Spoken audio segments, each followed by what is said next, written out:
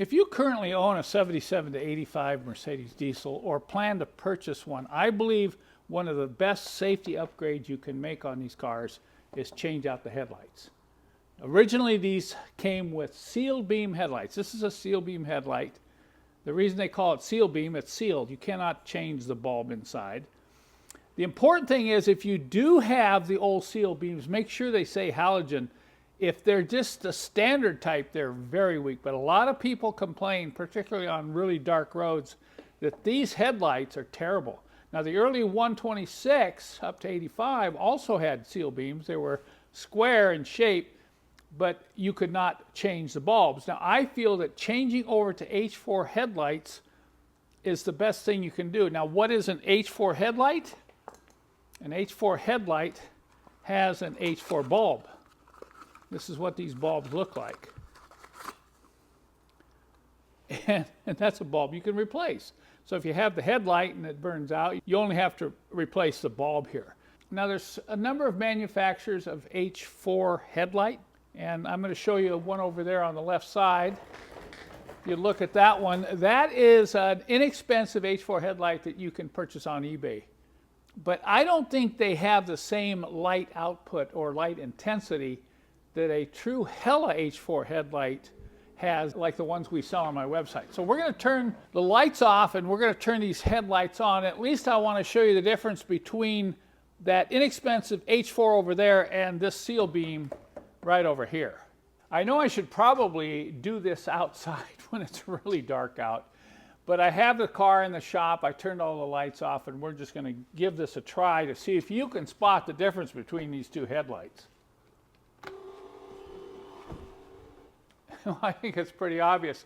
Notice the seal beam is more of a localized beam right on the back of that station wagon. And look it over on the left side on that H4. It's considerably brighter and it also has a wider beam. Now the next thing I want to do is show you what a Hella DOT approved H4 headlight looks like. We'll install that on the right side and then compare those two.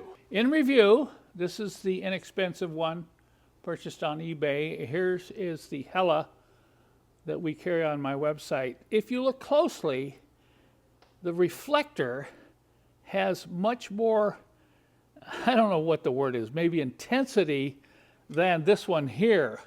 I know it's going to be hard in this shop to tell the difference, but I'm going to install this one over on the right side and we'll compare them in light output.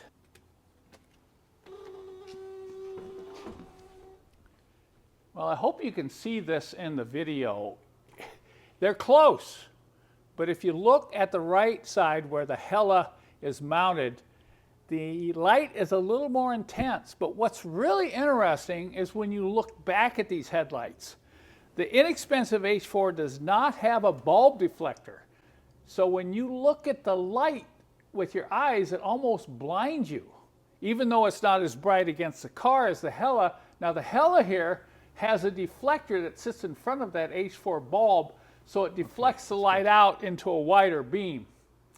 So the Hella light, I believe, is a better light, and it is DOT approved, so it's your call, but I would highly recommend that you get rid of the seal beams and upgrade to H4s. There's something else I want to mention. You get what you pay for, and with these inexpensive lights, they often don't fit right. Sometimes these tabs don't even line up with the notches in the headlight frames. But this one, when I put it in, it just rattles. And the reason it rattles is because these don't extend deep enough. If you look at the Hella, look at the difference right there. You can see the chrome one extends further out, so when the Hella goes in, it's tight. When this one goes in and you tighten up the ring, it'll rattle on you. If you recall, when I obtained this 300D old Spence here, this taillight was badly broken out here. And you want to make sure your taillights are good too. That's a safety issue. And so I went after a replacement taillight. I actually got this on eBay. There are new aftermarket lenses available, but sometimes you can get the whole unit on eBay. And this turned out to be a very, very nice taillight lens, and I had to buy this lower piece too. I bought that on eBay. So a lot of these replacement parts you can get on eBay, there's quite a few of them on there now. But when you're dealing with the rest of the lights on the car, here's what I recommend. There's a lot of bulbs in these old Mercedes, and many of them have never been changed in years. So I recommend when you get one of these cars and they're going through your rolling restoration, that you just replace all the bulbs. We have packs of these bulbs on my website. I'm going to offer all 3 of these as a combination package for complete bulb replacement. And I went in here in the trunk and took these light bulb holders out and removed the old bulbs. Then I had to clean a little bit of corrosion. That's something you want to do on these old cars. You're going to have corrosion down in these contact points where the bulbs are. But I replaced all the bulbs in the back end of this car, replaced all the bulbs up in the front end. And we'll get into the interior in a later video, particularly